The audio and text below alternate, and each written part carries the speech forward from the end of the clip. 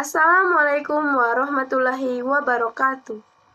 Pada kesempatan kali ini, saya akan membahas tentang aliran-aliran filsafat. Yang pertama ada nativisme.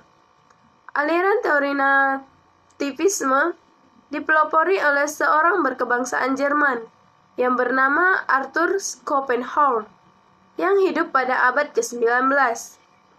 Ia dilahirkan pada tahun 1788 dan meninggal dunia pada tahun 1860. Teori ini merupakan kebalikan dari teori tabula rasa yang mengajarkan bahwa anak lahir sudah memiliki pembawaan sendiri-sendiri. Pembawaan yang hanya ditentukan oleh pembawaannya sendiri-sendiri. Selanjutnya, pengertian nativisme. Pada hakikatnya, aliran nativisme bersumber dari Leibnizian tradition yang menekankan pada kemampuan dalam diri seorang anak.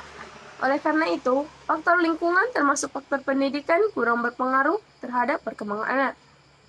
Adapun beberapa faktor perkembangan manusia dalam teori nativisme yaitu sebagai berikut. Yang pertama, faktor genetik adalah faktor gen dari kedua orang tua yang mendorong adanya suatu bakat yang muncul dalam diri. Yang kedua, faktor kemampuan anak adalah faktor yang menjadikan seorang anak mengetahui potensi yang terdapat dalam dirinya. Dan yang ketiga, faktor pertumbuhan anak adalah faktor yang mendorong anak mengetahui bakat dan minatnya di setiap pertumbuhan dan perkembangan secara alami. Sehingga jika pertumbuhan anak itu normal, maka dia akan bersikap energik, aktif, dan responsif terhadap kemampuan yang dimilikinya. Adapun tujuan dari teori nativisme yaitu sebagai berikut. Yang pertama, mampu memunculkan bakat. Yang kedua, mendorong manusia mewujudkan diri yang berkompetensi. Yang ketiga, mendorong manusia dalam menentukan pilihan. Yang keempat, mendorong manusia untuk mengembangkan potensi dari dalam diri seseorang. Dan yang terakhir, mendorong manusia mengenali bakat minat yang dimiliki. Yang kedua, empirisme. Empirisme adalah suatu aliran dalam filsafat yang menyatakan bahwa semua pengetahuan berasal dari pengalaman manusia. Empirisme menolak anggapan bahwa manusia telah membawa fitrah pengetahuan dalam dirinya ketika dilahirkan. Empirisme lahir di Inggris dengan 3 eksponennya, yaitu David Hume, George Berkeley, dan John Locke. Selanjutnya, idealisme yang dikemukakan oleh Plato, Elia, dan Hegel, Immanuel Kant, David Hume, dan Al-Ghazali, yang memandang bahwa realitas akhir adalah roh, bukan materi, bukan fisik. Pengetahuan yang diperoleh melalui panca indera adalah tidak pasti dan tidak lengkap. Aliran ini mengandung nilai adalah tetap dan tidak berubah. Seperti apa yang dikatakan, baik, benar, cantik, buruk, secara fundamental tidak berubah dari generasi ke generasi.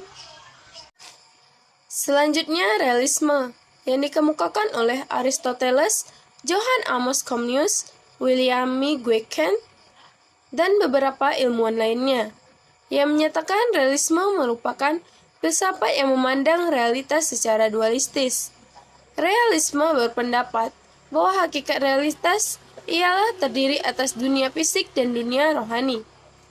Realisme membagi realitas menjadi 2 bagian, yaitu subjek yang menyadari dan mengetahui di satu pihak dan di pihak lainnya adalah adanya realitas di luar manusia yang dapat dijadikan objek pengetahuan manusia.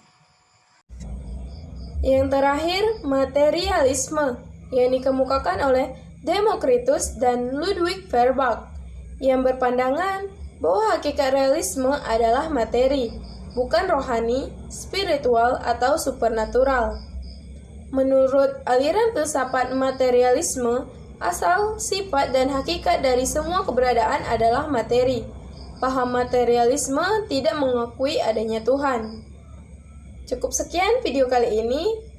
Semoga bermanfaat. Assalamualaikum warahmatullahi wabarakatuh.